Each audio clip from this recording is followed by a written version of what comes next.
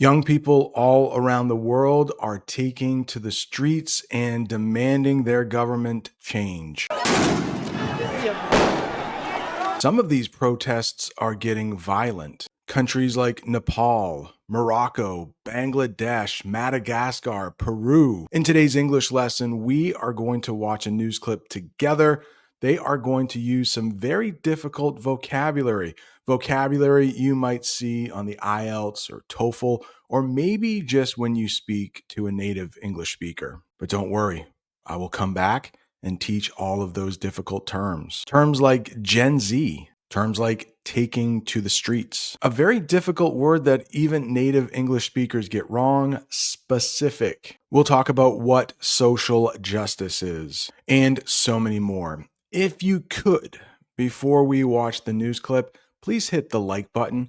50% of the people who watch these English lessons are not subscribed. If you hit both the like button and the subscribe button, it really helps the channel. Members of Gen Z are taking to the streets in protest and making specific demands for social justice.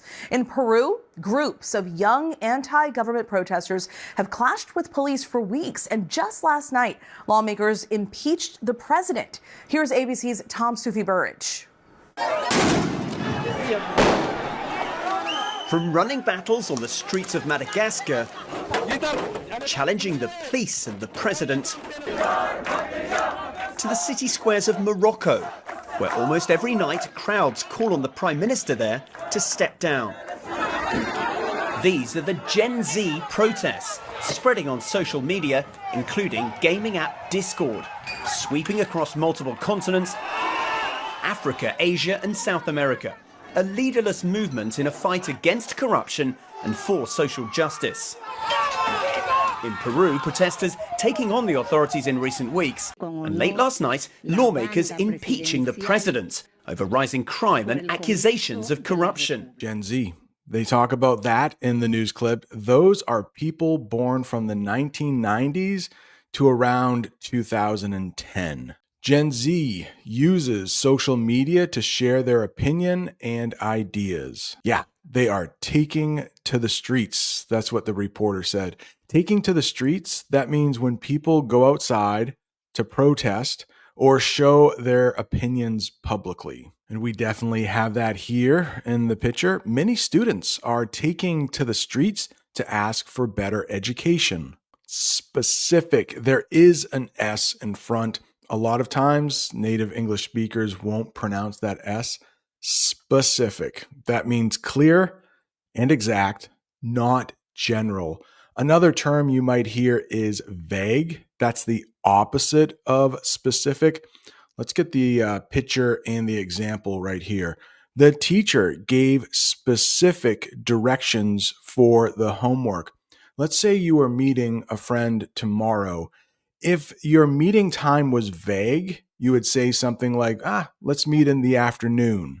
But if it's specific, you might say, let's meet at 2:30 p.m. Very specific. Demands, that is next. Demands are strong requests for something that people believe they deserve. The workers made demands for higher pay and safer conditions. They said that Gen Z is taking to the streets demanding social justice. Social justice, not easy to say. Social justice, fair treatment and equal rights for everyone in society. We have a picture. It looks a lot like the last picture. Many young people care deeply about social justice and equality. You can see in the video that Gen Z protesters are clashing with the police. They're clashing with government officials. Clashed. That means fought or argued strongly with someone. The picture. Protesters clashed with police during the march. Ooh, here is a trivia question for you. Do you know which flag is pictured there? And as of right now, I don't think there are any Gen Z protests in that country. A country very close to that country, but not that country, at least not yet. Some government officials are being impeached over these protests, let's talk about what impeached means. It's when a government leader is officially accused of doing something wrong. When President Trump was president the last time, he was impeached twice. The first US president to ever be impeached twice. The president was impeached after being accused of corruption. At least in the United States, if a president is impeached, they will have a trial, kind of like a trial, to see if they are guilty or not. Both times, President Trump was found not guilty, so he didn't have to leave office. He didn't have to step down. That means to leave an important job or position. Here we have a government official. Kind of looks like the last photo, but here, instead of a general or a military leader, looks like we have a regular old politician. The mayor decided to step down after 10 years in office. Great English phrasal verb here, sweeping across. That means moving quickly or spreading over a large area. And with social media, it's pretty easy to have a message sweep across an entire population or an entire generation. A wave of protests is sweeping across the country. The problem with some of these governments is corruption. Corruption means dishonest or illegal behavior, especially by people in power. The people were angry because of corruption in the government. I'm pretty sure there is a lot of corruption in the American government. I think sometimes we just hide it better. In the future, I might do an English lesson about Trump getting into trouble with cryptocurrency. That information is still coming out, but that could be an example of corruption. Members of the Gen Z movement saying young people are being robbed of a brighter future. We deserve to be heard by the authorities, and we deserve to have freedom of speech, and we deserve to live in better conditions. The demos in Nepal last month quickly spiralling out of control. The country's parliament set on fire. Abhishek says he was shot in the leg by police at a protest. I'm 22, and I don't think this is how government should treat us. Grief and anger at the funerals of those shot dead. In the crackdown by authorities, more than 70 protesters were killed, and the Prime Minister of Nepal was forced to resign. His departure galvanizing the Gen Z movement elsewhere. In Morocco, protests triggered after several women died whilst having routine C-sections at one hospital. It was proof for many of the woeful state of the country's healthcare. At a time when Morocco is spending billions of dollars on new stadiums for the 2030 Soccer World Cup. Public hospitals are in such a bad shape that women die out of C-sections, while at the same time, the Moroccan government is building the biggest football stadium in the world. I mean, what is the sense of priorities? Another English phrasal verb, taking on. Take, that might be one of the hardest words in English. But to take on something means to fight against or challenge someone or something. Here we have a journalist. This is a news reporter. The brave journalist is taking on powerful politicians in her articles. And in some countries where the government is corrupt, that could be pretty dangerous for a journalist. There are many countries, even within the last couple years, where journalists have been killed because of what they wrote or what they said. Spiraling, kind of think like a circle going down.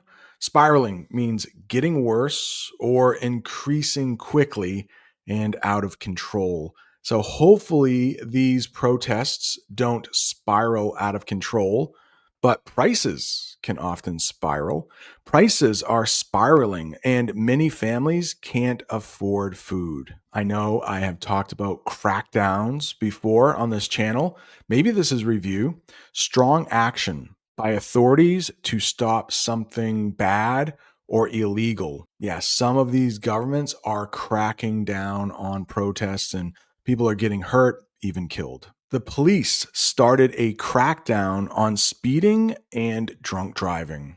Galvanizing. I love this verb, galvanizing. That means causing people to take action or become more active.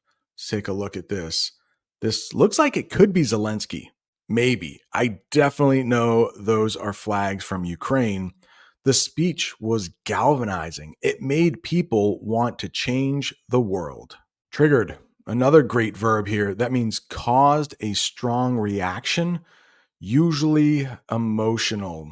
The video triggered memories of the earthquake for many survivors. Routine, that means a regular way of doing things. As a teacher at my school, I love it when things are routine. That means there are no surprises. Yes, it can be a little boring, but that's okay. Sometimes boring is better than things spiraling out of control. She follows a morning routine before going to school. They used the term C-sections in the news report. That is short for cesarean section. You probably don't need to know that. Most English speakers will just say C-sections, but that is a medical operation to deliver a baby through surgery instead of natural birth. Like, I'm not a doctor, but when I hear C-section, I think, oh, they cut the woman's stomach open or something like that. I'm sure it's more medical than that, but that's what I think of. The doctor performed 2 C-sections last week, so that must be a pretty small hospital. Woeful. Woeful. It's very bad, sad, or full of trouble. The country's economy is in a woeful state right now. Next, we have priorities. I think in the last English lesson, I talked about deprioritize. Well, that's the opposite of priorities, pretty much. Priorities, those are the most important things that must be done. And you can see this young lady, it looks like her top priority is education. Her top priorities are finishing school and helping her family. If you have lasted this long in this English lesson, I'm sure one of your top priorities is improving your English. That is it. Congratulations. You made it to the end of another English lesson. Right down there are a bunch of other English lessons about things going wrong in the news. Thanks so much for watching. See you next time.